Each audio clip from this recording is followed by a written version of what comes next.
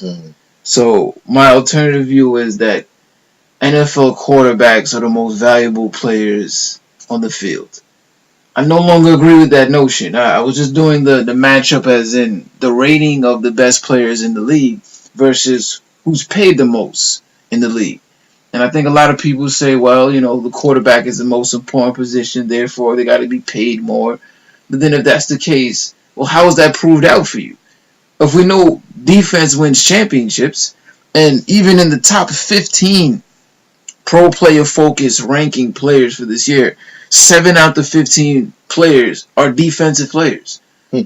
And out of the other, I can do the math, 7, the other 8 players, 6 of them are non-quarterbacks from the offensive side of the ball. So 2 out of the best 15 players are quarterbacks. But yet, out of the top 15 paid players in the league, 13 of them are quarterbacks. 13 out of 15 are the highest played, but yet only 2. And the 2 that made the list as the 2 players that are the best in the league are Tom Brady and Aaron Rodgers. Tom Brady is not one of the top 15 paid players in the league. Only Aaron Rodgers is of the 2.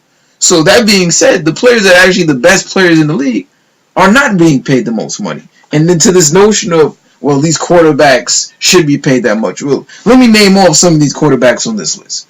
Mm-hmm. Okay, we have Drew Brees. Well, yeah, he's a legendary quarterback.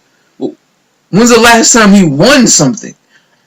Can you say that Drew Brees has been one of the best 15 players in the NFL the last 3 seasons? But he's been paid that way.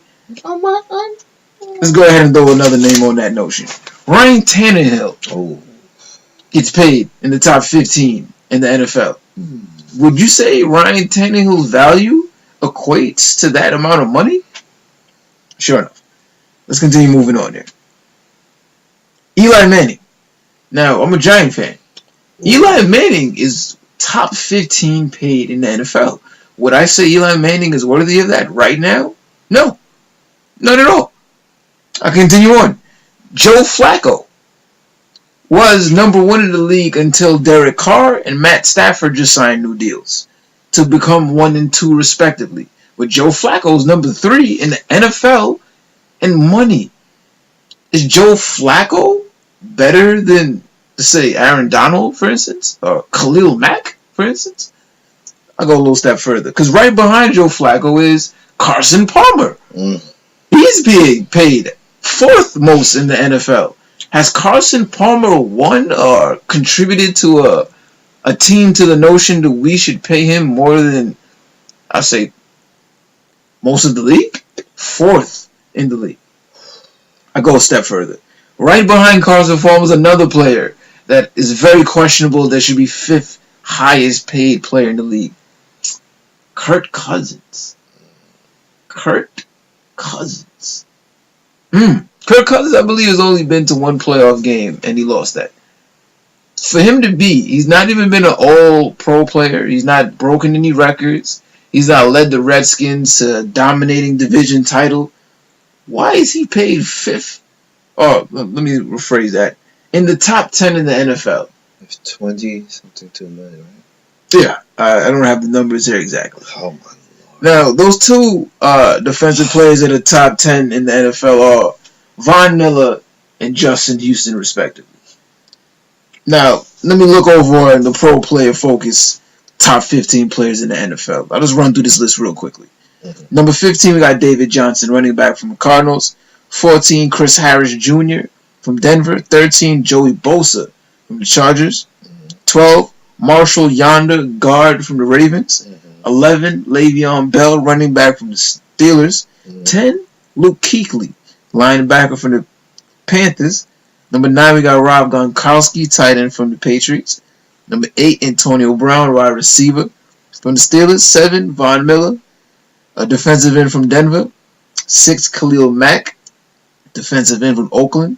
5, Aaron Rodgers, quarterback from Green Bay. 4, we got Julio Jones, wide receiver from Atlanta.